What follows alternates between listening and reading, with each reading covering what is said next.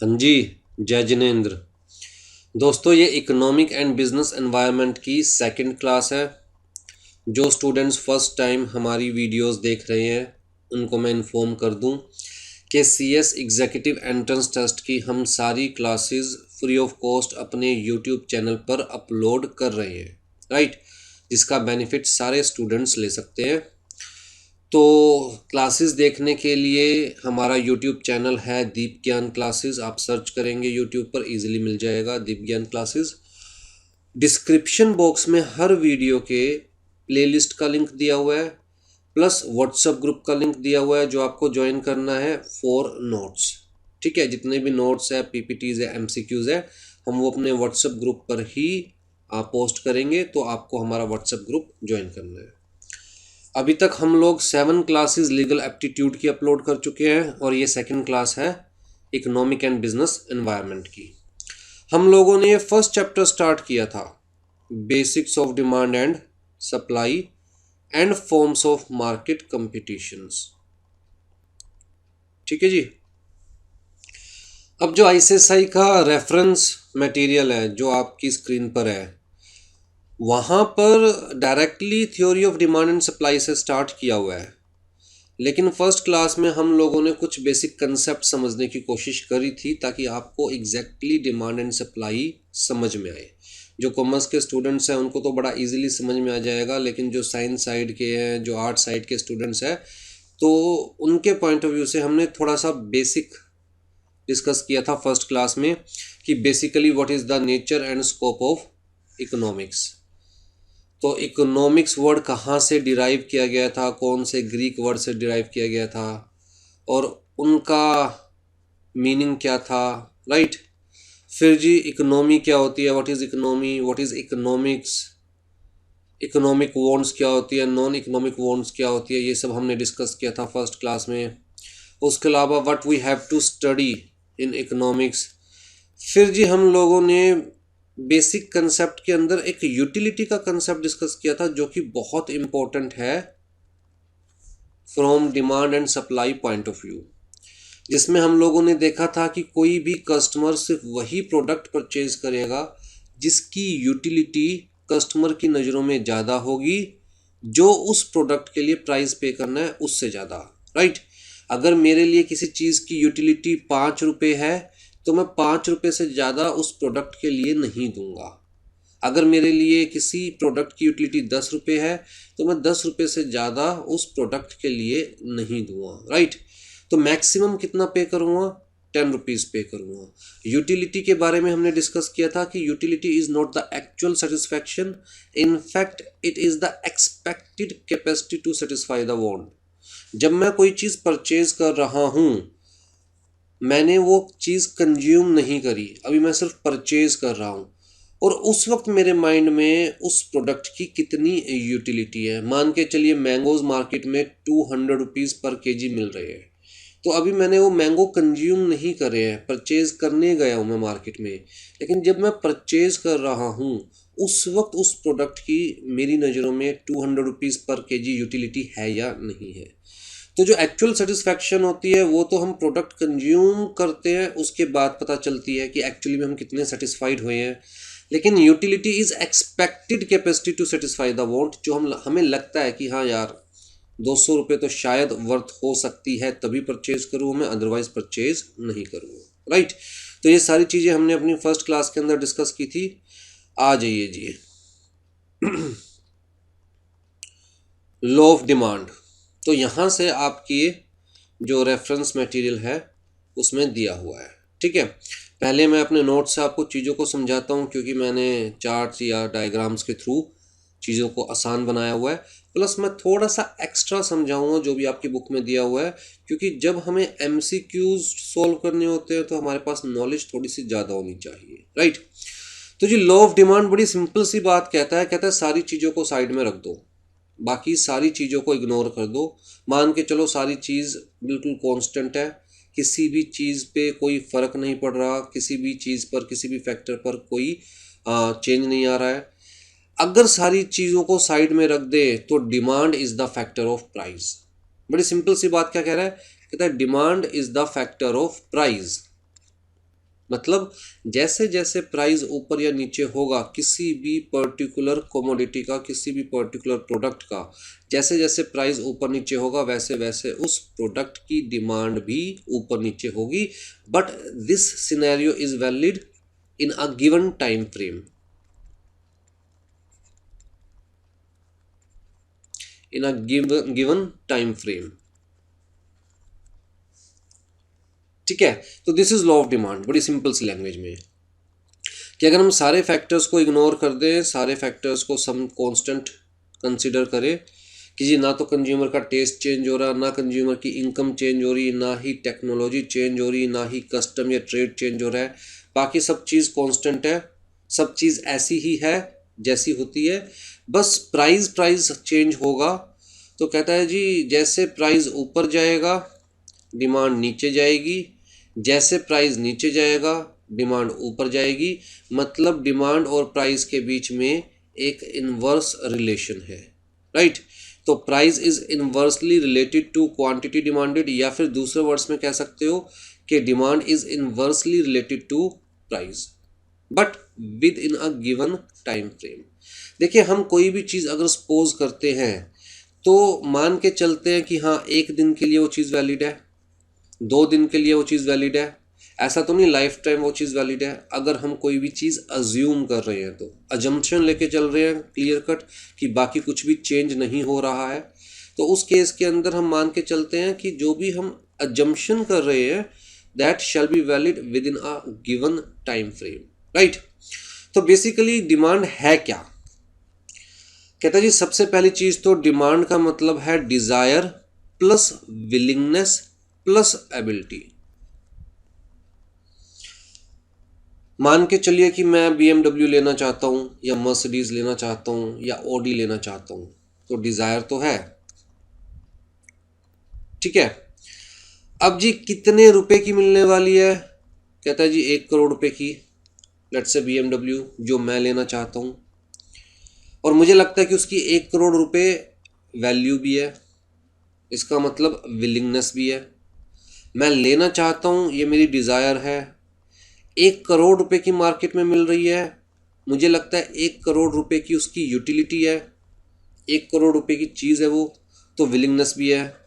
But क्या मेरी ability है, कहता है जी एबिलिटी तो 6-7 लाख रुपए की सेंट्रो लेने की है। अगर मेरी वो BMW लेने की एबिलिटी ही नहीं है तो क्या मैं मार्केट में डिमांड जनरेट कर रहा हूँ, the answer is no. Demand generate होने का मतलब क्या है, कहता है वो लोग जो लेना भी चाहते हैं, जिनकी डिज़ायर भी है, विलिंगनेस भी है on a specific price, plus उनकी एबिलिटी भी है लेने की, वो लोग डिमांड जनरेट करते हैं, वो लोग नहीं जो सिर्फ सपने देखते हैं या जो बैठे बैठे बात करते हैं हाँ भाई होगी 1 करोड़ रुपए तो कीमत, पर क्या करें, लेना भी चाहते हैं लेकिन औकात ही नहीं है लेने की। तो कहता वो लोग डिमांड जनरेट नहीं करते, हम डिमांड तभी कहेंगे जब किसी भी पर्टिकुलर कंज्यूमर की डिज़ायर भी होगी, विलिंगनेस भी होगी, प्लस लेने की एबिलिटी भी होगी, ठीक है। तो लॉ ऑफ डिमांड आपको समझ में आया, demand increases with the decrease in price, मतलब डिमांड जैसे जैसे प्राइस कम होगा वैसे वैसे इंक्रीज होगी, जैसे जैसे प्राइस बढ़ेगा वैसे वैसे डिमांड कम होगी, क्योंकि हम बाकी सारे फैक्टर्स को इग्नोर कर रहे हैं, ठीक है। क्यों इग्नोर कर रहे हैं, क्योंकि इकोनॉमिक्स में माना जाता है कि प्राइस सबसे इंपॉर्टेंट फैक्टर है। If we have to find out the demand, price सबसे इंपॉर्टेंट फैक्टर है, ठीक। And this is with respect to a particular time frame within a given time interval, like within a day, within a week, ठीक। ये relation clear है, price is inversely related to demand, या फिर हम कहेंगे demand is inversely related to price. अब हमने कहा जी बाकी सारी चीज़ों को मान के चलिए कांस्टेंट है, बाकी सारी चीज़ों को इग्नोर कर दीजिए, बाकी सारे फैक्टर्स वर्क नहीं कर रहे हैं, तो इस पर्टिकुलर चीज़ को हम क्या बोलते हैं, सेट्रिस पैरिबस, राइट, CETERIS, सेट्रिस पैरिबस। तो ये एक इम्पोर्टेंट MCQ है मेरे अकॉर्डिंग, कि बाकी सारे फैक्टर्स कांस्टेंट रहेंगे, उनमें कोई चेंजेस नहीं आएगा। इस पर्टिकुलर फिनोमिना को क्या बोलते हैं? सेट्रिस पैरिबस। ठीक है, बहुत सारी चीज़ें ऐसी होगी जो मैं क्लास में डिस्कस करूँगा जो कि मेरे अकॉर्डिंग इम्पोर्टेंट है MCQ के पॉइंट ऑफ व्यू से, एग्ज़ाम्स के पॉइंट ऑफ व्यू से, लेकिन आपकी बुक में जो रेफरेंस मटेरियल है उसमें नहीं दिया गया होगा। तो नोट्स बहुत ज़रूरी है आपके लिए हमारे। आ जाइए जी। अब जैसे हमने यहाँ पर वेज ऑफ एक्सप्रेसिंग डिमांड बताया हुआ है कि डिमांड को डिमांड फंक्शन के फॉर्म में भी एक्सप्रेस किया जा सकता है, डिमांड शेड्यूल के फॉर्म में भी एक्सप्रेस किया जा सकता है, डिमांड कर्व के फॉर्म में भी एक्सप्रेस किया जा सकता है। और ये डिटेल्ड में इंफॉर्मेशन आपके रेफरेंस बुक के अंदर नहीं दिया हुआ, राइट। तो नोट्स आप जरूर लीजिएगा व्हाट्सएप ग्रुप ज्वाइन करके। हाँ जी, डिमांड फंक्शन कहता है जी algebraic expression of demand behaviour और द क्वांटिटी डिमांडेड। तो जब हम डिमांड को in the form of algebraic expression show कर रहे हैं तो हम कहते हैं जी डिमांड फंक्शन। तो this expression algebraic expression may be general और मे बी स्पेसिफिक। जनरल का मतलब क्या है? जहां हम जनरली बता रहे हैं yes demand is the function of price, function of income of the consumers, function of taste of the consumers. तो हम सिंपली यहाँ पर ये तो बता रहे हैं कि हाँ प्राइस की वजह से डिमांड के ऊपर फ़र्क पड़ता है, कंज्यूमर की इनकम की वजह से डिमांड के ऊपर फ़र्क पड़ता है, कंज्यूमर के टेस्ट की वजह से डिमांड पर फ़र्क पड़ता है, पर कैसे और कितना ये नहीं बता रहे। तो जहां हम कैसे और कितना का जवाब नहीं दे रहे, हम उस अलजेब्रिक इक्वेशन को बोलते हैं जनरलाइज्ड फॉर्म। लेकिन जहां हम स्पेसिफिकली बता रहे हैं कि कोई पर्टिकुलर फैक्टर कैसे डिमांड के साथ जुड़ा हुआ है, क्या असर पड़ेगा डिमांड पर एग्जैक्टली, तो हम उस अलजेब्रिक एक्सप्रेशन को, इक्वेशन को बोलते हैं स्पेसिफिक फॉर्म। जैसे यहाँ पर लिखा कि demand of product X, dx लिखा हुआ है ना, demand of product x is equal to 2000 minus price of product x। ठीक है, तो अगर मान के चलिए प्राइस है 10 रुपीज़, यहाँ 10 भी लिखा हुआ है मैंने, प्राइस है 10 रुपीज़, तो डिमांड क्या होगी उस प्रोडक्ट की? 2000 माइनस 10 इंटू में 10 100। तो जी डिमांड क्या होगी उस प्रोडक्ट की? 1900 यूनिट्स। अगर प्राइस है 20 रुपीज़ तो डिमांड क्या होगी? कहता है जी dx is equal to 2000 minus में 10 इंटू में 20 200, डिमांड क्या होगी? 1800 यूनिट्स, राइट। इसका मतलब प्राइस जैसे जैसे ऊपर जा रहा है वैसे वैसे डिमांड कम हो रही है। ठीक है जी। तो यहां पर एक चीज नोट करनी बहुत इंपॉर्टेंट है कि जब हम स्पेसिफिक फॉर्म में डिमांड को एक्सप्रेस करते हैं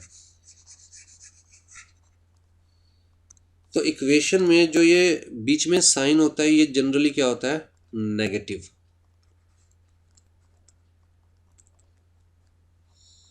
नेगेटिव क्यों होता है? कहता है क्योंकि डिमांड और प्राइस के बीच में नेगेटिव रिलेशन है। अगर प्राइस ऊपर जाएगा तो डिमांड नीचे जाएगी, अगर डिमांड और प्राइस नीचे जाएगा तो डिमांड ऊपर जाएगी। तो डिमांड और प्राइस के बीच में नेगेटिव रिलेशन है, इसलिए ये जो बीच का सिंबल है ये नेगेटिव होता है, राइट। तो ये MCQ के पॉइंट ऑफ व्यू से याद रखिएगा। अगर पॉजिटिव रिलेशन होता तो ये जो साइन है ये क्या होता? प्लस। ठीक है जी। तो डिमांड को हम डिमांड फंक्शन के तौर पर एक्सप्रेस कर सकते हैं, डिमांड को हम टेबुलर फॉर्म में एक्सप्रेस कर सकते हैं। टेबुलर फॉर्म में जब हम एक्सप्रेस कर रहे हैं तो हम कह रहे हैं जी डिमांड शेड्यूल। ठीक है, तो डिमांड शेड्यूल का मतलब डिमांड को हम टेबुलर फॉर्म के अंदर शो कर रहे हैं। अब जी ये जो टेबुलर फॉर्म है वो इंडिविजुअल डिमांड शेड्यूल भी हो सकता है या मार्केट डिमांड शेड्यूल भी हो सकता है। इंडिविजुअल डिमांड का मतलब कहता है जी 10 रुपये की प्राइस पे ओवरऑल मार्केट में कितनी क्वांटिटी डिमांडेड है? 6000। 20 रुपीज़ का प्राइस कर देंगे तो कितनी डिमांड होगी? 5000 यूनिट्स की। अगर 30 रुपीज़ का प्राइस कर देंगे तो कितनी डिमांड होगी, 4000 यूनिट्स की, राइट। तो एक इंडिविजुअल शेड्यूल दे दिया, या मार्केट शेड्यूल भी हो सकता है। मार्केट शेड्यूल का मतलब कि अगर किसी भी प्रोडक्ट एक्स का प्राइस 10 रुपये होगा तो जी ए डिमांड करेगा 6000 यूनिट्स की, बी डिमांड करेगा 9000 यूनिट्स की, और टोटल मार्केट डिमांड कितने की हो जाएगी, 15000 यूनिट्स की। अगर प्राइस 20 कर देंगे तो ए डिमांड करेगा 5000 यूनिट्स की, बी डिमांड करेगा 8000 यूनिट्स की, और टोटल मार्केट डिमांड कितने की हो जाएगी, 13000 यूनिट्स की। ठीक है। तो टेबुलर फॉर्म के अंदर जब डिमांड को एक्सप्रेस किया जाता है तो हम क्या बोलते हैं, demand schedule, which may be individual demand schedule, may be market demand schedule.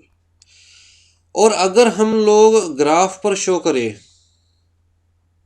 Demand को तो उसे बोलते हैं डिमांड कर्व, राइट। ये देखिए डिमांड कर्व, एक्स एक्सिस के ऊपर हम लोग हमेशा क्वांटिटी को रिप्रेजेंट करते हैं और वाई एक्सिस के ऊपर हमेशा हम लोग प्राइस को रिप्रेजेंट करते हैं। प्लीज याद रखिएगा एग्जाम्स के पॉइंट ऑफ व्यू से कि हम लोग एक्स एक्सिस पर क्वांटिटी को रिप्रेजेंट करते हैं और वाई एक्सिस पर प्राइस को रिप्रेजेंट करते हैं, हर केस में, खाली डिमांड कर्व के केस में नहीं, हर केस में। ठीक है। अब जी जैसे जैसे प्राइस ऊपर जाएगा, जैसे जैसे प्राइस ऊपर जा रहा है क्वांटिटी कम हो रही है। जब प्राइस कम था क्वांटिटी ज़्यादा डिमांडेड थी, जब प्राइस ज़्यादा हो गया क्वांटिटी कम डिमांडेड है, प्राइस और ज़्यादा हो गया क्वांटिटी और कम डिमांडेड है, प्राइस और ज़्यादा हो गया क्वांटिटी और कम डिमांडेड है, राइट। तो बेसिकली जब हमने शेड्यूल को प्लॉट कर दिया ग्राफ पर तो हमारे पास एक कर्व आ जाएगा, उस कर्व को हम क्या बोलेंगे, डिमांड कर्व, राइट। और डिमांड कर्व है, it is always negative, again it is always negative, slope जो होगा वो नेगेटिव होगा। जब हम लोग ये ग्राफ लेके चल रहे हैं तो ये नेगेटिव स्लोप है और ये पॉजिटिव स्लोप है, राइट। एक्स एक्सिस के साथ साथ बढ़ रहा है वाई एक्सिस भी, तो पॉजिटिव स्लोप। लेकिन अगर एक्स एक्सिस बढ़ रहा है वाई एक्सिस घट रहा है तो नेगेटिव स्लोप, वाई एक्सिस बढ़ रहा है एक्स एक्सिस घट रहा है तो नेगेटिव स्लोप, राइट। तो बेसिकली पॉजिटिव स्लोप का मतलब जहां पर एक्स के साथ साथ वाई भी बढ़ रहा है तो दैट इज पॉजिटिव स्लोप। ठीक है। लेकिन यहां पर जैसे जैसे क्वांटिटी इंक्रीज हो रही है प्राइस कम हो रहा है, जैसे जैसे प्राइस ज़्यादा हो रहा है क्वांटिटी कम हो रही है, तो एक्स में और वाई में इनवर्स रिलेशन है, इसीलिए स्लोप क्या है, नेगेटिव। ठीक है जी। तो एमसीक्यू के पॉइंट ऑफ व्यू से याद रखिएगा, कहता है slope of demand curve is always negative, general rule. अब यही सब चीजें आपकी बुक में कैसे दे रखी है वो भी देख लेते हैं हम लोग। हाँ जी, theory of demand and supply. Meaning of demand, कहता है demand is an economic principle referring to a consumer's desire to purchase goods and services and willingness to pay a price for a specific good और services. तो जी desire plus willingness plus ability ये तीनों चीज मिलकर क्या बनती है, डिमांड। लॉ ऑफ डिमांड क्या कह रहा है, जो हमने बड़ी सिंपल सी लैंग्वेज में समझा कि भैया अगर प्राइस कम करोगे तो डिमांड ज़्यादा हो जाएगी मार्केट में, अगर प्राइस ज़्यादा करोगे तो डिमांड कम हो जाएगी मार्केट में। लेकिन बाकी सारे फैक्टर्स को इग्नोर करना है, कंज्यूमर के टेस्ट को इग्नोर करना है, मार्केट की प्रेफरेंसेस को इग्नोर करना है, टेक्नोलॉजी को इग्नोर करना है, कस्टम को इग्नोर करना है, बाकी सब चीज़ों को इग्नोर करना है। बस अगर हम प्राइस और डिमांड को कंसिडर करें कि price is the most important factor while determining the demand, तो प्राइस और डिमांड को कंसिडर करें तो भैया उन दोनों में इनवर्स रिलेशन है, इतनी सी बात कह रहे हैं, राइट।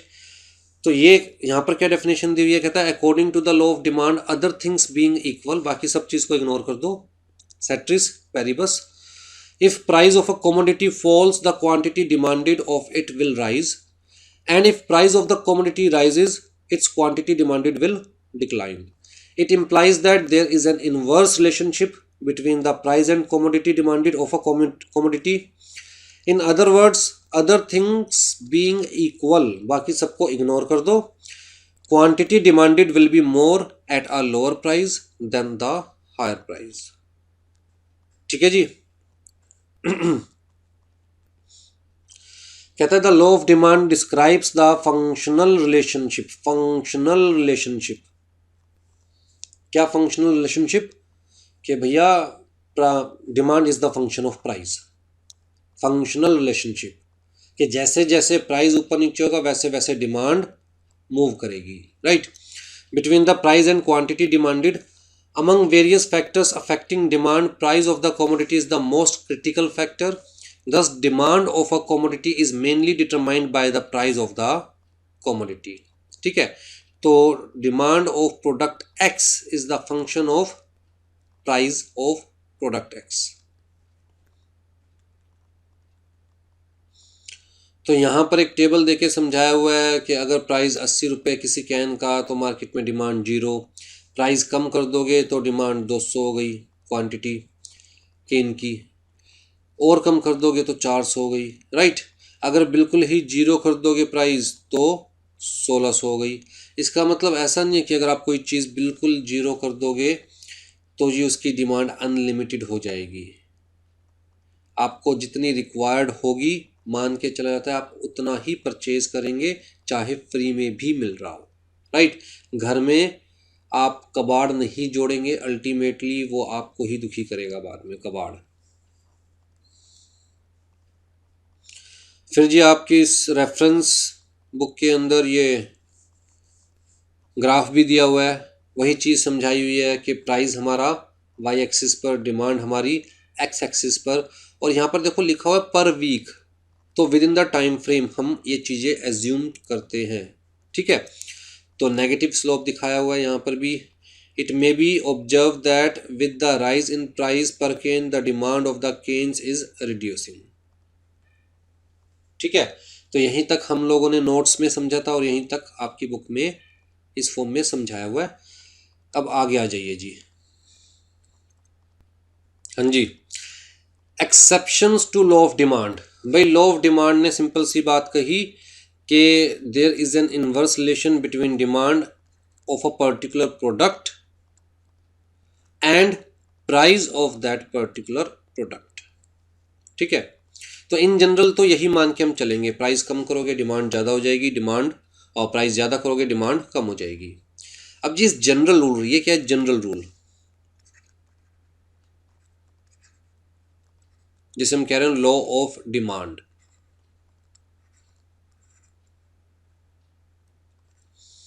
ठीक है, क्या एक्सेप्शंस है? हाँ जी एक्सेप्शंस है हमारे पास कुछ। क्या एक्सेप्शंस है जी? सबसे पहली चीज तो expected change in the price of goods, जिसे हम क्या बोलेंगे स्पेक्यूलेशन। मान के चलिए किसी प्रोडक्ट का प्राइस है 10 रुपीज और मेरे माइंड में कहीं ना कहीं ये चीज स्ट्राइक कर रही है कि यार इसका प्राइस बढ़ सकता है, ठीक है, किसी भी वजह से इसका प्राइस मार्केट में बढ़ सकता है। तो जी अभी मैंने देख रहा था 10 रुपीज़ और मेरे देखते ही देखते एक दो दिन में ही प्राइस हो गया 11 रुपीज़। अब चाहे प्राइस इंक्रीज हो गया लेकिन मुझे लग रहा है कि प्राइस और इंक्रीज हो सकता है, तो जहां मैं उस प्रोडक्ट को परचेज करता था 10 यूनिट्स पर मंथ, अब कहीं ना कहीं मेरे दिमाग में क्या होगा, यार थोड़ा ज़्यादा परचेज कर लेता हूँ क्योंकि प्राइस और बढ़ेगा, राइट। तो उसकी जगह मैं कोशिश करूँगा 20 या 25 यूनिट्स परचेज कर लूँ, 2-3 महीने का स्टॉक कर लूँ, क्योंकि मुझे दिख रहा है कि प्राइस और बढ़ सकता है। तो 10 यूनिट जब था तब मैं डिमांड कितनी क्रिएट कर रहा था, 10 रुपीज़ जब प्राइस था 10 यूनिट्स की। अब प्राइस 11 रुपीज़ हो गया है, तब मैं कितने की डिमांड क्रिएट कर रहा हूँ मार्केट में, 20 to 25 यूनिट्स की। मतलब प्राइस इंक्रीज हुआ उसके बावजूद डिमांड इंक्रीज हो गई मार्केट में, क्योंकि कंज्यूमर के दिमाग में कहीं ना कहीं ये था कि इस पर्टिकुलर प्रोडक्ट का प्राइस और इंक्रीज हो सकता है, राइट। तो स्पेक्यूलेशन।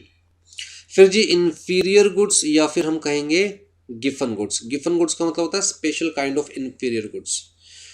तो जी होता क्या है कि कुछ प्रोडक्ट हम लोग कंज्यूम कर रहे होते हैं, उनको इस कैटेगरी में रखा जाता है, इंफीरियर गुड्स की कैटेगरी में या फिर गिफन गुड्स की कैटेगरी में। तो वो ना बेसिकली हमारा एक लाइफ का स्टैंडर्ड होता है, लाइफस्टाइल होता है। अगर मान के चलिए मैं राइस की बात करूं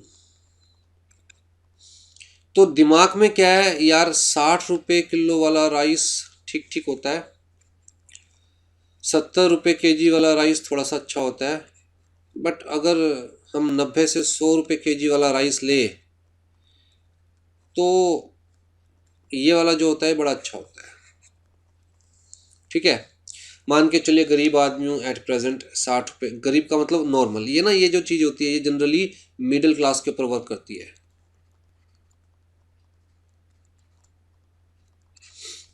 ठीक है, अब जी मैं ये वाला राइस इन जनरल परचेज करता हूँ 70 रुपीज़ पर केजी वाला, क्योंकि ये वाला तो गरीबों के लिए है, पुअर सेक्शन के लिए, तो मुझे अपने आप को गरीब तो नहीं दिखाना, बट ये वाला जो है वो रिच सेक्शन के लिए है, तो भैया अमीर मैं हूँ नहीं, तो मैं कौन सा परचेज कर रहा हूँ, 70 रुपीज़ पर केजी वाला, जो कि मिडिल क्लास लोगों के लिए, आम आदमी के लिए।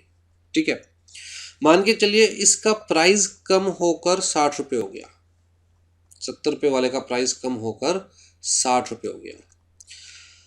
अब ऑल दो 60 रुपये में भी मुझे सेम चीज मिल रही है, लेकिन दिमाग में क्या स्ट्राइक करेगा कि यार गरीब आदमी भी यही खा रहा है, मैं भी यही खा रहा हूं, राइट। तो कहीं ना कहीं गरीब आदमी की डिमांड इंक्रीज नहीं हो रही, क्योंकि वो पहले भी 60 का खा रहा था, अब ये वाला 60 का हो गया तो वो ये वाला खाना चालू कर देगा, राइट। तो गरीब आदमी की डिमांड इंक्रीज नहीं होगी, लेकिन मुझे ये 70 वाला 60 में लेने में थोड़ी झिझक होगी। कोई पूछेगा चावल अच्छे बन रहे हैं, कितने के लाए, और मैं कहूँगा 60 रुपये पर किलो पर केजी, तो कहीं ना कहीं दिमाग में सामने वाले के इंप्रेशन देगा यार सस्ता चावल खाता है ये तो मैं ये वाला चावल लेना बंद कर दूंगा, मैं इसका अल्टरनेट ढूंढूंगा, राइट। तो ये इस टाइप के इंफीरियर गुड्स या गिफन गुड्स होते हैं जिनके प्राइस कम होने की वजह से वो और इंफीरियर हो जाते हैं, और वो और इंफीरियर हो जाते हैं सोसाइटी की नज़रों में, इसलिए उनकी डिमांड कम हो जाती है इंक्रीज होने की बजाय। ठीक है, फिर थर्ड एक्सेप्शन क्या है जी, इग्नोरेंस। इग्नोरेंस का मतलब बहुत सारे लोग होते हैं जिन्हें पता ही नहीं मार्केट में कहाँ पर सामान सस्ता मिल रहा है, कहाँ पर महंगा मिल रहा है, राइट। वो अब जिस तरह कोचिंग क्लासेस की बात करते हैं, भाई आपको CS एग्जीक्यूटिव एंट्रेंस टेस्ट की वीडियो क्लासेस कोई 2000 रुपीज़ पर सब्जेक्ट पर भी दे रहा है, कोई 3000 रुपीज़ पर सब्जेक्ट भी चार्ज कर रहा है, और हम लोग दीपज्ञान क्लासेस फ्री में भी प्रोवाइड कर रही है, बट आपको इस बारे में पता ही नहीं। तो आप कितने में परचेज कर रहे हो, 2000 में या लेट से 3000 में, राइट। तो हम लोगों ने फ्री किया हुआ है, फिर भी हो सकता है उतनी डिमांड जनरेट ना हो जितनी हम एक्सपेक्ट कर रहे थे। क्यों? Because of ignorance of the consumer. फिर जी कॉन्स्पिशियस गुड्स या आर्टिकल्स ऑफ स्नोब अपील, मतलब कुछ लग्जूरियस आइटम होती है, जैसे डायमंड है, जैसे ज्वेलरी है, राइट। जितनी महंगी मार्केट में होगी उसकी डिमांड उतनी ज़्यादा होगी। अब वो डिमांड जनरेट करते हैं ऊपर के 5% 10% सोसाइटी के लोग, जो हम कहते हैं बहुत रिच होते हैं। ठीक है, पेंटिंग्स की ऑक्शन में जा रहे हो, मेरे जैसा गरीब इंसान या आम इंसान पेंटिंग की ऑक्शन में जाएगा? The answer is no. भैया दाल रोटी कमाने में जुटाऊं, पेंटिंग्स की ऑक्शन में जाकर बिड करूँगा तो किसके काम है? अमीर इंसान के, राइट। जो शौकिया इंसान होते हैं, जिनके पास बहुत सारा पैसा होता है। तो जी वो अगर किसी पेंटिंग की ऑक्शन में जा रहे हैं तो ये नहीं देखते कि पेंटिंग में गधा बना हुआ है, घोड़ा बना हुआ है, या फिर कुछ भी मॉडर्न आर्ट के नाम पर बना के सामने रख दिया है। उनका माइंड क्या होता है कि यार जिसकी बिड सबसे ज़्यादा होगी वो वाली पेंटिंग की बिड करेंगे हम भी, क्योंकि वही वाली पेंटिंग अच्छी है जो सबसे महंगी बिक रही है, चाहे कोई मीनिंग है या उसका या नहीं है, राइट। तो इस टाइप के गुड्स को हम बोलते हैं snob appeal, articles of snob appeal, मतलब एक्सपेंसिव आर्टिकल्स या स्टेटस सिंबल आप कह सकते हैं, या कॉन्स्पिशियस गुड्स जिनका पता नहीं होता कैसे रिएक्ट करेंगे मार्केट के अंदर, ठीक है।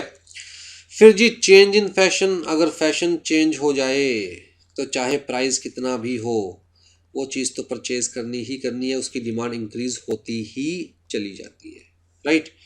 जैसे एक मूवी आई थी ना, आमिर खान की आई थी, जिसमें वो मफलर डाल के घूमता था, उसके बाद जो मफलर के प्राइस इंक्रीज हुए थे, राइट।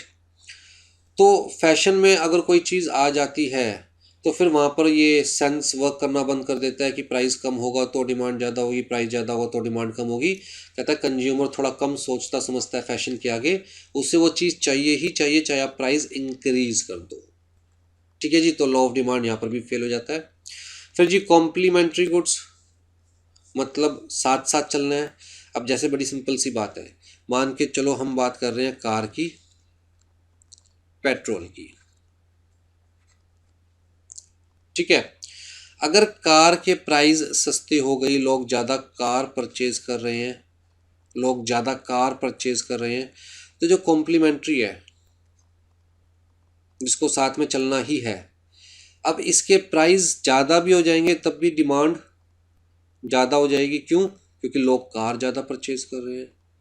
तो कहता है ऐसे गुड्स जो कि कॉम्प्लीमेंट्री होते हैं मेन प्रोडक्ट के, तो उन केसेस के अंदर कोई लॉ ऑफ डिमांड वर्क नहीं करता, ठीक है।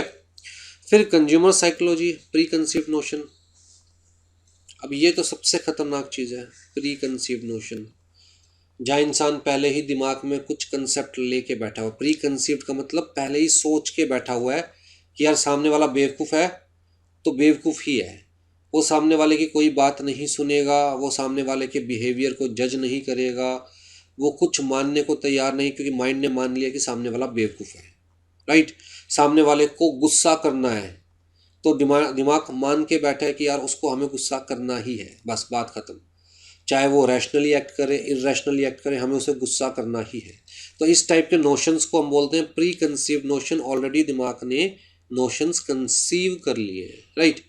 तो कंज्यूमर साइकोलॉजी के केस में तो कोई लॉजिक वर्क नहीं करता। अगर कंज्यूमर की साइकोलॉजी कह रही है कि भैया प्राइस ज़्यादा है तब भी परचेज करना है, विदाउट एनी लॉजिक परचेज करना है, तो परचेज करेगा, वहाँ पर कोई लॉ वर्क नहीं करेगा, कोई इकोनॉमिक लॉ वर्क नहीं करेगा, ठीक है। तो exceptions to law of demand, कहता है जी ये सारी एक्सेप्शंस हो सकती है, लिस्ट लंबी है। ये एक्सेप्शंस वो है जो स्पेसिफिकली आपके सिलेबस में कवर की हुई है, ठीक है।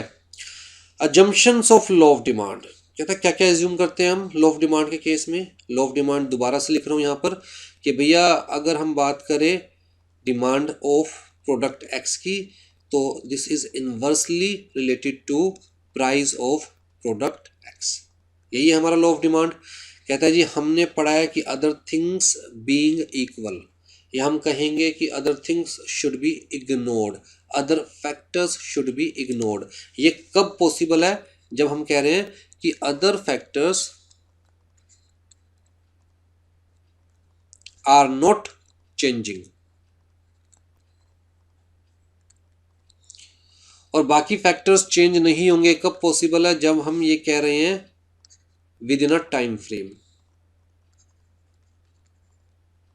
विद इन गिवन टाइम, ठीक है। तो अदर फैक्टर्स कौन कौन से हैं? कहता है no change in consumer's income, no change in consumer's preference, no change in fashion, no change in the price of related goods, no expectation of future price change और shortage, no change in size age composition sex ratio of the population. मान के चल रहा है भैया population भी same ही है, right, क्योंकि जैसे जैसे पॉपुलेशन का साइज इंक्रीज होगा या डिक्रीज होगा directly related to the demand, right, means demand is directly related to the population. जैसे जैसे एज चेंज होगी, अब जो कंट्री में ज़्यादा यंग लोग हैं वहाँ पर कुछ और डिमांड्स होगी, और जिस कंट्री के अंदर ज़्यादा ओल्ड जनरेशन है वहाँ पर कुछ और डिमांड्स होगी, राइट।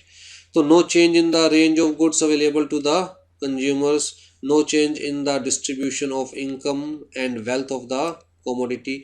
अच्छा, पहले जब ये चाइनीज़ स्मार्टफोन नहीं आए थे तो नोकिया चलता था, जैसे जैसे रेंज ऑफ गुड्स इंक्रीज होने शुरू हो गए नोकिया फेल होना शुरू हो गया, राइट। तो जैसे जैसे मार्केट में नई चीज़ें आती रहती है, पुरानी चीज़ों की डिमांड पर ऑटोमेटिकली फ़र्क पड़ता रहता है, चाहे पुरानी चीज़ कितनी भी अच्छी हो और नई चीज़ के मुकाबले कितनी भी स्ट्रॉन्ग हो। हमारा माइंड फ्रेम ही ऐसा है, नया है तो परचेज करना है, पुराने को रिप्लेस करना है। No change in the government policy, no change in the weather conditions, तो सब चीज़ों को हम मान के चल रहे हैं, ये सारे फैक्टर्स आर नॉट चेंजिंग। इस अजम्पशन के बेसिस पर इस लॉ को डिटरमाइन किया गया है। हाँ जी, प्राइस के अलावा और क्या क्या डिटर्मिनेंट है डिमांड के, कहता है कौन कौन सी ऐसी और चीज़ें हैं जिसकी वजह से डिमांड को हम डिटरमाइन कर सकते हैं। तो प्राइस ऑफ द कमोडिटी तो है ही, ये चीज़ तो हम पढ़ते ही आ रहे हैं। फिर जी प्राइस ऑफ रिलेटेड गुड्स, जैसे कि सब्सटीट्यूट्स है, जैसे कि कॉम्प्लीमेंट्री है। सब्सटीट्यूट्स का असर पड़ता है, कहता है डेफिनेटली असर पड़ता है। कहता है अगर पेट्रोल बहुत ज़्यादा महंगा हो जाता है तो लोग डीजल की कार परचेज करना शुरू कर देते हैं। पेट्रोल और डीजल दोनों ही बहुत ज़्यादा महंगे हो जाएंगे तो फिर सीएनजी पे आ जाएंगे लोग, राइट। तो सब्सटीट्यूट्स का फ़र्क पड़ता है, लेवल ऑफ इनकम का फ़र्क पड़ता है लोगों की, और एक्सपेक्टेड चेंज इन प्राइस का फ़र्क पड़ता है। ठीक है जी, तो ये सारा था हमारा आपके सिलेबस के अकॉर्डिंग लॉ ऑफ डिमांड। तो assumptions of the law of demand ये सारी हम डिस्कस कर चुके हैं। फिर जी exceptions to law of demand ये सारी हम डिस्कस कर चुके हैं। गिफन गुड्स दिया हुआ है, आर्टिकल्स ऑफ स्नोब अपील्स दिया हुआ है, स्पेकुलेशन दिया हुआ है, कंज्यूमर साइकोलॉजी या फिर आप कंज्यूमर प्रेफरेंस कह सकते हैं। तो ये सारी चीज़ें हम डिस्कस कर चुके हैं। नेक्स्ट है जी हमारे पास लॉ ऑफ सप्लाई। तो जैसे लॉ ऑफ डिमांड है वैसे ही लॉ ऑफ सप्लाई है। लॉ ऑफ डिमांड क्या कह रहा है, कहता है inverse relation between the commodity and price. Law of supply क्या कह रहा है, कहता है कि भैया positive relation between the supply and price of a product. कहता है जो सेलर है, अब कंज्यूमर के पॉइंट ऑफ व्यू से चीज़ों को मत लो, जब हम सप्लाई की बात कर रहे हैं तो कहता है सेलर के पॉइंट ऑफ व्यू से चीज़ों को लो। जो सेलर है उसे जितना ज़्यादा प्राइस मिलेगा वो उतना ज़्यादा मार्केट में सेल करने के लिए तैयार होगा, राइट। क्योंकि सेलर का मैक्सिमम सेटिस्फैक्शन क्या है, मैक्सिमम प्रॉफिट। और मैक्सिमम प्रॉफिट कब मिलेगा, जब प्राइस इंक्रीज हो जाएंगे। तो जितना ज़्यादा प्राइस इंक्रीज होता रहेगा, मान के चला जाता है कि उतना ज़्यादा वो मार्केट में सेल करना शुरू कर देगा, सप्लाई करना शुरू कर देगा। ठीक है, बहुत सारे फैक्टर्स होते हैं इसके पीछे, बहुत डीपली मैं डिस्कस नहीं करूँगा क्योंकि आपके सिलेबस में ये डिस्कशन बड़ी रिस्ट्रिक्टेड दे रखी है। बट जनरली हम लोग क्या मान के चलते हैं कि बाकी सब चीज़ों को इग्नोर कर दो, जैसे लॉ ऑफ डिमांड में हमने इग्नोर की थी, बाकी सब चीज़ों को इग्नोर कर दो। अगर हम सिर्फ प्राइस को और सप्लाई को कंसिडर करें तो अगर कंज्यूमर ज़्यादा पैसा देने को तैयार है तो मार्केट में सप्लायर ज़्यादा सप्लाई करने के लिए तैयार है। एक छोटा सा मैं आपको बता देता हूँ फैक्टर। जैसे मान के चलिए कि किसी काम में सिर्फ 2 रुपये पर केजी बच रहे हैं, दूसरे काम में 10 रुपये पर केजी बच रहे हैं, तो लोग कौन सा काम करना प्रेफर करेंगे, यही वाला। तो ऑटोमेटिकली मार्केट में इसके सप्लायर इंक्रीज हो जाएंगे, सप्लायर्स इंक्रीज हो जाएंगे तो सप्लाई भी इंक्रीज हो जाएगी। तो बहुत सारे फैक्टर्स होते हैं ऐसे, right. But ultimately law of supply क्या कह रहा है, कहता है बेटा जैसे जैसे प्राइस बढ़ेगा सप्लायर्स इंक्रीज होंगे, मतलब मार्केट में सप्लाई इंक्रीज हो जाएगी। Quantity suppliers are willing to provide at a certain price over a period of time, that is supply. तो यहाँ पर भी सिर्फ ऐसा नहीं है कि मार्केट में अवेलेबल है, कहता है जी सप्लाई का मतलब क्या है कि सप्लायर की willingness to sell that particular product at a particular price over a particular time. ठीक, तो supply increases with the increase in price, supply shall be related to, मतलब जो भी चीज़ हम लोग सपोज करके चलते हैं वो with in the given time frame. यहाँ पर भी हमने वही चीज़ कहा है कि other things being equal means other things are not changing constant, आप जिन मर्जी वर्ड्स में कह लीजिए। इस फिनोमिना को ऊपर भी हमने पढ़ा था, क्या बोलते हैं, सेट्रिस पैरिबस, और यहाँ पर भी सेम चीज़। ठीक है, हाँ जी, प्राइस इज डायरेक्टली, इनवर्सली नहीं, directly related to quantity supply according to law of supply. जैसे हमने डिमांड को एक्सप्रेस किया था 3 तरह से, वैसे ही सप्लाई को भी एक्सप्रेस कर सकते हैं, supply function, supply schedule, supply curve. I think इसे स्पेसिफिकली अब मुझे बताने की ज़रूरत नहीं है। बस इतना याद रखिए कि जैसे सप्लाई फंक्शन में जब हमने डिमांड फंक्शन में जब हमने स्पेसिफिक फॉर्म को डिस्कस किया था तो वहाँ नेगेटिव था बीच में रिलेशन, राइट। और मैंने आपको स्पेसिफिकली वहाँ पर बताया था कि नेगेटिव किस लिए है, इन्वर्स रिलेशनशिप है डिमांड और प्राइस के बीच में। लेकिन यहाँ पर सप्लाई के केस में डायरेक्ट रिलेशनशिप है, पॉजिटिव रिलेशनशिप है, तो भैया यहाँ पर हम साइन क्या लेके चलेंगे, प्लस का, ठीक। तभी तो प्राइस इंक्रीज होने से सप्लाई इंक्रीज होगी। फिर सप्लाई शेड्यूल जैसे डिमांड शेड्यूल था बिल्कुल एज इट इज़। उसके अलावा सप्लाई कर्व कहता है जी सप्लाई कर्व पॉजिटिव होता है। क्यों? जैसे जैसे क्वांटिटी इंक्रीज हो रही है, क्वांटिटी जैसे जैसे इंक्रीज हो रही है वैसे वैसे प्राइस भी इंक्रीज हो रहा है। तो जब एक्स फैक्टर भी इंक्रीज हो रहा है, वाई फैक्टर भी इंक्रीज हो रहा है, तो स्लोप ऑटोमेटिकली क्या होगा, पॉजिटिव, ठीक है। अगर एक फैक्टर दूसरे फैक्टर के अगेंस्ट जा रहा है तो कर्व ऑटोमेटिकली क्या होगा, नेगेटिव। हाँ जी, रीजन फॉर पॉजिटिव स्लोप कहता है कि ऑब्जेक्टिव ऑफ एनी फर्म, किसी भी फर्म का ऑब्जेक्टिव क्या होगा, maximum profit, not only the profit but maximum profit. ये बहुत इंपॉर्टेंट कंसेप्ट है। कहता है सिर्फ प्रॉफिट कमाना किसी भी फर्म का मोटिव नहीं होता, बल्कि अपने प्रॉफिट को मैक्सिमाइज करना हर फर्म का मोटिव होता है। तो जितना ज़्यादा प्राइस मिलेगा वो उतना ज़्यादा सप्लाई करने की कोशिश करेगा ताकि उसका प्रॉफिट मैक्सिमाइज हो सके। Assumptions of law of supply, वही सारी अजम्पशंस जो कि डिमांड के केस में हमने पढ़ी थी कि no change in the state of technology, no change in the price factor of the production, right. तो price of factors of production, factor of production क्या है, कहता है जी लैंड है, लेबर है, कैपिटल है, उसके अलावा ओनर्स का प्रॉफिट, तो एंटरप्रेन्योर्स प्रॉफिट है। यही तो है फैक्टर ऑफ प्रोडक्शन। भाई कोई भी चीज़ प्रोड्यूस करने के लिए क्या चाहिए, कहता है जी ज़मीन चाहिए फैक्ट्री लगाने के लिए, लेबर चाहिए काम करने के लिए, कैपिटल चाहिए रॉ प्रोडक्ट के लिए, वर्किंग कैपिटल चाहिए हमें इन्वेंट्री घुमाने के लिए, तो कैपिटल चाहिए, और उसके अलावा कोई ना कोई चाहिए बिजनेस करने के लिए, राइट। तो मान के चल रहे no change in the price of factors of production. क्यों? अगर मान के चलो प्राइस इंक्रीज हो भी रहा है लेकिन साथ साथ फैक्टर्स ऑफ प्रोडक्शन भी इंक्रीज हो रहे हैं, तो भैया प्रॉफिट तो इतना इंक्रीज नहीं हो रहा ना। कॉस्ट अगर इंक्रीज हो रही है, प्राइस इंक्रीज हो रहा है लेकिन कॉस्ट भी साथ साथ इंक्रीज हो रही है उस चीज़ को बनाने की, तो प्रॉफिट तो इतना इंक्रीज नहीं हो रहा ना।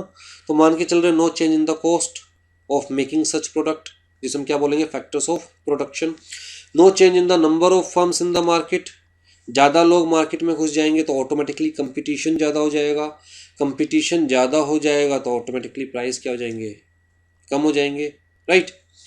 No change in the goals of the firm, भाई फर्म का गोल क्या है, मैक्सिमाइजेशन ऑफ प्रॉफिट। अभी फर्म का गोल चेंज नहीं हुआ, जैसे दीप ज्ञान का गोल एकदम से चेंज हो गया जैसे ये कोविड-19 आया, तो उसके बाद पहले दीप ज्ञान का भी गोल क्या था, मैक्सिमाइजेशन ऑफ प्रॉफिट। अब गोल क्या है, मैक्सिमाइजेशन ऑफ वेल्थ, ज़्यादा से ज़्यादा स्टूडेंट्स जोड़ने, स्टूडेंट्स को ज़्यादा से ज़्यादा हेल्प करनी, right. No change in the sellers expectations regarding the future price, seller की कोई एक्सपेक्टेशन नहीं है कि फ्यूचर में प्राइस इंक्रीज और इंक्रीज होगा, क्योंकि अगर प्राइस इंक्रीज हो रहा है और सेलर को लगता है अभी और इंक्रीज होगा तो सेलर स्टॉक कर लेगा। नो चेंज इन टैक्स या subsidy policy of the product, no change in the price of other goods. तो कुल मिलाकर यही मान के चलते हैं ना, कोई भी चेंज मार्केट में नहीं आ रहा उस पर्टिकुलर टाइम पे, जिस पर्टिकुलर टाइम में हम लॉ ऑफ सप्लाई को देख रहे हैं या लॉ ऑफ डिमांड को देख रहे हैं। Exceptions to law of supply, सबसे पहली चीज तो expected change in the price. मान के चलिए कि अभी यूनिट का प्राइस 10 रुपीज़ है और मार्केट में डिमांड भी कितने यूनिट्स की है, 10 यूनिट्स की। सेलर को लग रहा है यार प्राइस कम हो सकता है, मतलब प्राइस 9 आ गया, सेलर को लग रहा है और कम हो सकता है, तो जितना स्टॉक पड़ा है सारा निकालना शुरू कर देगा सेलर। तो प्राइस कम हो रहा है उसके बावजूद सेलर 20 यूनिट्स ऑफर कर रहा है 9 रुपये पे, उसे लगता है और प्राइस कमा सकता है, तो वो हो सकता है अपना सारा स्टॉक ऑफर कर दे 9 रुपये में ही। तो प्राइस कम हो रहा है तब भी सप्लाई इंक्रीज हो रही है। किस वजह से? क्योंकि सेलर को लगता है फ्यूचर में प्राइस कम हो सकता है और कम हो सकता है। फिर जी मोनोपोली। मोनोपोली का मतलब क्या है?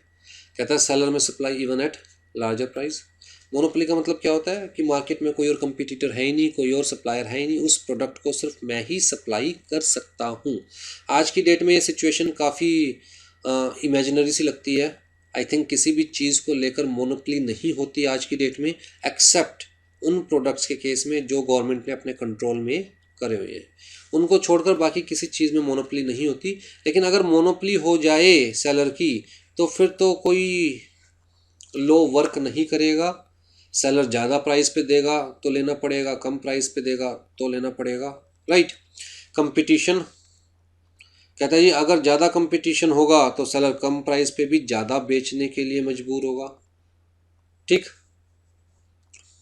Perishable goods. पेरिशेबल का मतलब ऐसे गुड्स जो कि टाइम के साथ खराब हो सकते हैं, जैसे कि फूड आइटम्स। जैसे कि फूड आइटम्स, राइट।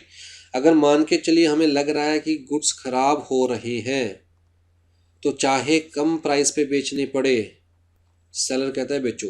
जैसे सब्जी मंडी में सब्जी लेने जाते हैं, तो हमारे तो यहाँ लोकल मार्केट लगती है। तो जी अगर 6 बजे जाओ तो भैया टमाटर कितने रुपए के? 40 रुपये पर केजी। लेकिन अगर रात को 10 बजे जाओ तो भैया टमाटर कितने रुपए के? कोई 30 रुपये देने के लिए तैयार है, कोई 20 रुपये देने के लिए तैयार है। मतलब उन्हें लग रहा है कि यार जो जितना बिक जाए, अब तो लास्ट टाइम आ गया है, मार्केट क्लोज होने का टाइम आ गया है, जितना बिक जाए उतना बढ़िया, वरना खराब होंगे, राइट। तो पेरिशेबल गुड्स के केस में फिर ये लॉ ऑफ सप्लाई वर्क नहीं करता। लेजिस्लेशन रिस्ट्रिक्शंस, कुछ हमारे पास लॉज हैं जो आप एग्जीक्यूटिव लेवल पर पढ़ेंगे। तो वहाँ पर गवर्नमेंट के पास पावर है कि पर्टिकुलर गुड्स के ऊपर, जैसे हम बोलते हैं स्पेसिफिकली एसेंशियल कमोडिटीज़, एक्ट का नाम है एसेंशियल कमोडिटीज़ एक्ट, उसके ऊपर गवर्नमेंट रिस्ट्रिक्शंस लगा सकती है कि आप इससे ज़्यादा प्राइस पर नहीं बेच सकते, चाहे डिमांड कितनी भी हो, ठीक। तो सेलर को उसी प्राइस पर बेचना पड़ता है, जिसे हम बोलते हैं fixed price, fair market price. अलग अलग नाम है, जब आप एग्जीक्यूटिव लेवल पर पढ़ेंगे तब आपको समझ में आएगा। तो अगर एसेंशियल कमोडिटीज़ की बात करें तो लेजिस्लेटिव रिस्ट्रिक्शंस भी होती है, लॉ की रिस्ट्रिक्शंस। फिर जी एग्रीकल्चर प्रोडक्ट के केस के अंदर कहता है जी एक पर्टिकुलर लेवल से ज़्यादा आप इंक्रीज कर ही नहीं सकते सप्लाई, क्योंकि जितना प्रोड्यूस होगा उतना ही तो मार्केट में दोगे, राइट। फैक्ट्री में थोड़ी ना प्रोड्यूस हो रहा है, एग्रीकल्चरल प्रोडक्ट है, आपको उगाना पड़ेगा, गेहूँ है, चावल है, उगाना पड़ेगा। तो जितना उगेगा उतना ही तो मार्केट के अंदर सप्लाई कर पाओगे, चाहे कोई कितना भी प्राइस देने के लिए तैयार है। फिर जी आर्टिस्टिक या फिर ऑक्शन गुड्स। तो उस केस के अंदर देखिए क्वांटिटी लिमिटेड होती है और अमीरों के शौक होते हैं। तो जितना कम क्वांटिटी होगी प्राइस उतना ज़्यादा बढ़ जाएगा उसका। क्यों? क्योंकि अमीरों को अपनी बिडिंग करनी है, बोली देनी है, परचेज करना है, राइट। हाँ जी, डेट्रीमेंट और डिटर्मिनेंट ऑफ सप्लाई। तो ये सप्लाई और किस किस चीज़ पर निर्भर है? कहता है cost of the factor of production. जैसे जैसे land, capital, labour, raw material जैसे जैसे कम होता जाता है इनका प्राइस, तो और लोग काम कर सकते हैं। तो इनका प्राइस कम होगा तो मतलब थोड़ा सा मार्जिन इंक्रीज होगा कॉस्ट में और प्राइस में, मतलब प्रॉफिट इंक्रीज होगा। जैसे प्रॉफिट दिखाई देगा तो और लोग मार्केट में आएंगे यही काम करने के लिए, राइट। फिर जी change in technology to make the production economical. जैसे जैसे टेक्नोलॉजी चेंज होती रहती है वैसे वैसे क्वांटिटी भी इंक्रीज होती रहती है प्रोडक्ट की। भाई अगर पुरानी टेक्नोलॉजी में 1 घंटे में 10 यूनिट बनती थी और नई टेक्नोलॉजी में 1 घंटे में 100 यूनिट्स बन रही है, तो क्वांटिटी भी चेंज हो रही है। पुरानी टेक्नोलॉजी में 1 यूनिट 100 रुपये की बनती थी, नई टेक्नोलॉजी में 1 यूनिट 70 रुपये की बनती है, तो कॉस्ट ऑफ प्रोडक्शन भी चेंज हो रही है, राइट। तो मार्जिन का खेल होता है सारा। कि किस काम में कितना मार्जिन है। जिस काम में ज़्यादा मार्जिन होगा लोग उस काम की तरफ चले जाते हैं। फिर जी price of related goods, I think आपको समझ में आ गया है। सब्सटीट्यूट्स की बात की जा रही है या फिर कॉम्प्लीमेंट्री गुड्स की बात की जा रही है। साइज़ ऑफ मार्केट, जितनी ज़्यादा फर्म्स होगी कंपटीशन उतना ज़्यादा होगा, उतना ही कम प्रॉफिट होगा। जितना कम प्रॉफिट होगा उतनी ज़्यादा क्वांटिटी सेल करनी पड़ेगी आपको। क्यों? खर्चे तो निकालने हैं। अगर मान के चलो मेरी फर्म का 1 लाख रुपए पर मंथ एक्सपेंस है और मैं जो यूनिट सेल करता हूँ, जो प्रोडक्ट प्रोड्यूस करता हूँ, लेट्स से उस पर मुझे 1 रुपीज़ पर यूनिट बचता है, तो मैं 1 लाख यूनिट प्रोड्यूस करूँगा खर्चे निकालने के लिए, प्लस लेट से 50,000 रुपये का मुझे प्रॉफिट भी चाहिए, तो मैं 50,000 यूनिट और प्रोड्यूस करूँगा प्रॉफिट के लिए। ठीक है। लेकिन अगर मान के चलिए मुझे 50 पैसे बचना शुरू हो गया, 1 रुपये की जगह 50 पैसे पर यूनिट, 50 पैसा पर यूनिट मुझे बचना शुरू हो गया, तो भैया ये खर्चे निकालने के लिए मुझे 2 लाख तो प्रोड्यूस करना ही करना पड़ेगा, राइट। तो साइज़ ऑफ मार्केट पे डिपेंड करता है, नंबर ऑफ फर्म्स है, कंपटीटर्स है, टैक्सेस एंड सब्सिडीज़ है। जिस चीज़ में गवर्नमेंट ज़्यादा सब्सिडी देती है, ज़्यादा टैक्स रिलीफ देती है, उस काम के अंदर ज़्यादा लोग एंटर करते हैं, क्योंकि टैक्स रिलीफ मिल गया तो प्रॉफिट ऑटोमेटिकली ज़्यादा हो जाएगा, right. Goals of business firms. फिर जी नेचुरल फैक्टर्स है हमारे पास, जैसे कि एग्रीकल्चरल प्रोडक्ट के केस में क्लाइमेट, तो सप्लाई ऑटोमेटिकली उस चीज़ पे डिपेंड करेगी कि इस बार का मौसम कैसा रहा। चेंज इन प्रोड्यूसर और सेलर्स एक्सपेक्टेशन, जैसे firm would hold supply if much price is expected in the future.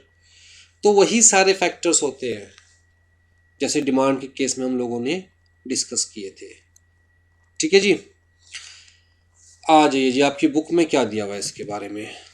Law of supply. Supply represents how much the market can offer.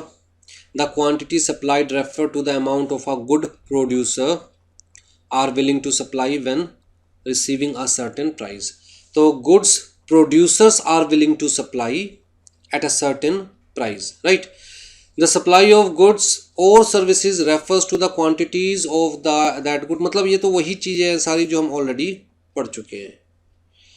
फिर law of supply states that a firm will produce and offer to sell greater quantities of a product और services as the price of that product और services rise. Again वही चीज़ जो हम सारी पढ़ चुके हैं। सेट्रिस पैरिबस क्या होता है वो चीज़ आपको मैं बता चुका हूँ। With the increase in the price of goods the producer is willing to offer more quantity in the market for sale, other things being constant, right. The quantity supplied is related to the specified time interval, वो चीज़ हम लोग discuss कर चुके हैं। Law of supply is the micro economic law. अच्छा, ये MCQ के पॉइंट ऑफ व्यू से नोट कर लीजिएगा। Law of supply is the micro economic law, right. Micro economic का मतलब जो कि कहता है पर्टिकुलर जो फैक्ट्री होती है, पर्टिकुलर जो यूनिट होती है, उसकी इकोनॉमिक को माइक्रो इकोनॉमिक बोलते हैं। ठीक है, तो depends upon firm to firm. That states that all factors, ये तो वही चीज़ दोबारा से रिपीट की जा रही है। अजम्पशंस सारी हम डिस्कस कर ही चुके हैं। अच्छा, अब इक्विलिब्रियम कहाँ पर आएगा? कहते जी इक्विलिब्रियम का मतलब वो पॉइंट जहाँ पर सेलर और बायर की एक्सपेक्टेशन मैच कर रही है, दैट इज इक्विलिब्रियम, राइट। इस प्राइस पर इतनी क्वांटिटी सप्लाई करने के लिए तैयार है सेलर, लेकिन इस प्राइस पर मार्केट में इतनी डिमांड है। सेलर कहता है इतने कम प्राइस पे तो मैं नहीं दूंगा, मैं तो मैक्सिमम कितनी क्वांटिटी दूंगा, मैं इतनी क्वांटिटी दूंगा। जबकि डिमांड कितनी क्वांटिटी की है? कहता है जी इतनी क्वांटिटी की। फिर जी इस प्राइस के ऊपर सेलर इतना सप्लाई करने को तैयार है, क्योंकि जैसे जैसे प्राइस बढ़ेगा, हमने ये तो पढ़ा कि सेलर ज़्यादा सप्लाई करने के लिए तैयार होगा, लेकिन क्वांटिटी डिमांडेड कितनी है? कहता है जी क्वांटिटी तो इतनी डिमांडेड है इस प्राइस पे। तो ये क्या है? मिसमैच। क्या है ये? कहता है जी ये शॉर्टेज है मार्केट में, ये शॉर्टेज है मार्केट में। कहता है ये ऐसा प्राइस है जहां पर सेलर इतना मार्केट में सप्लाई करने के लिए तैयार है और डिमांड भी इतने की ही है। ठीक है, तो जी ये क्या है, कहता है जी ये इक्विलिब्रियम है, नो शॉर्टेज नो एक्सेस। तो ये सब क्या है, एक्सेस डिमांड मतलब shortage of goods in the market. अच्छा, इससे ऊपर जाता है प्राइस तो कहता है जी डिमांड कम हो जाएगी, और क्योंकि कम लोग अफोर्ड कर पाएंगे, इतनी रह गई डिमांड। लेकिन सप्लायर्स इस प्राइस पर ज़्यादा सप्लाई करने के लिए तैयार है, और प्राइस ऊपर चला जाएगा तो डिमांड और कम हो जाएगी, लेकिन सप्लायर और ज़्यादा सप्लाई करने के लिए तैयार है। तो ये क्या है, एक्सेस सप्लाई, राइट।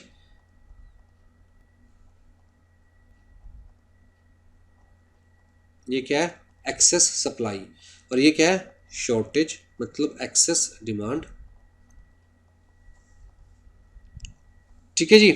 तो इक्विलिब्रियम का मतलब कहता है एक ऐसा point where quantity demanded is equal to quantity supplied at a specified price within a specified time frame.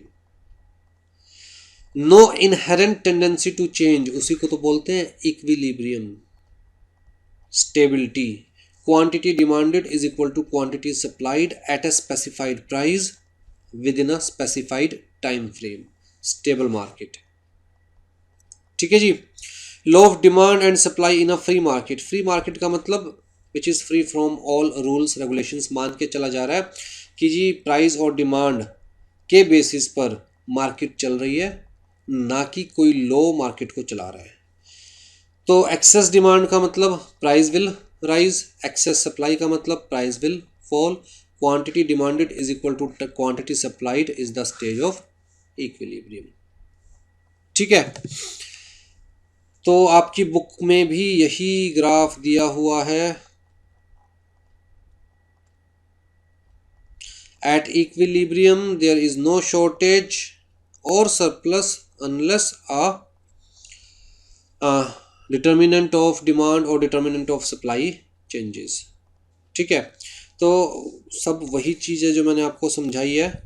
यहाँ पर इन्होंने एक चार्ट दिया हुआ है, टेबल, कि प्राइस 100 रुपये है तो डिमांड सिर्फ 5 है, 5 kg, लेकिन लोग सप्लाई करने को तैयार है 50 kg, तो सरप्लस कितना है मार्केट में, 45। फिर जी प्राइस कम होता जा रहा है तो डिमांड जो है वो इंक्रीज़ होती जा रही है, लेकिन क्वांटिटी सप्लाई करने के लिए लोग कम तैयार है। एक ऐसा प्राइस आया 60 का जब क्वांटिटी डिमांडेड 25 है, सप्लाइड भी कितनी है 25, तो this is the point of equilibrium. इससे प्राइस कम कर देंगे तो क्वांटिटी डिमांडेड इंक्रीज़ हो जाएगी, लेकिन सप्लायर सप्लाई और कम करेंगे तो वो क्या हो जाएगा, कहता है जी शॉर्टेज, राइट। तो यहाँ नीचे की तरफ शॉर्टेज बढ़ती जा रही है, ऊपर जाएंगे तो सरप्लस बढ़ता जा रहा है। तो प्राइस इंक्रीज होगा तो सरप्लस बढ़ता जाएगा, प्राइस डिक्रीज होगा तो शॉर्टेज बढ़ती जाएगी। ठीक है जी, तो नेक्स्ट क्लास में we will start with the elasticity of demand. चलिए, टेक केयर, जय जिनेंद्र।